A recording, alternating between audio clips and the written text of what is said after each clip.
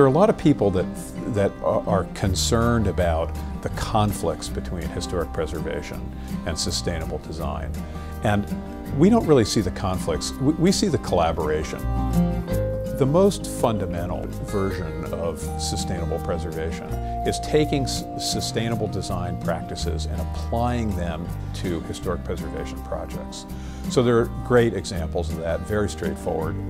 Actually, my favorite one is the Monroe School in Topeka, Kansas, which is the National Historic Site for the Brown versus Board of Education Supreme Court case.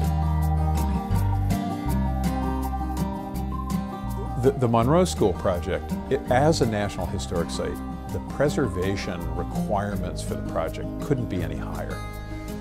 It's very strict preservation, very carefully monitored by the federal authorities who have jurisdiction over it, et cetera. Well, within that context, what were the sustainable design opportunities that were there? And the great example is that the building is heated and cooled with a ground source heat pump. It was a school building. There was plenty of open land as a result of that around it, plenty of land to put a well field for a ground source heat pump. So here's a very green element added to a project where you want whatever you do in the preservation agenda to be invisible. So we were able to do invisible green preservation for that project.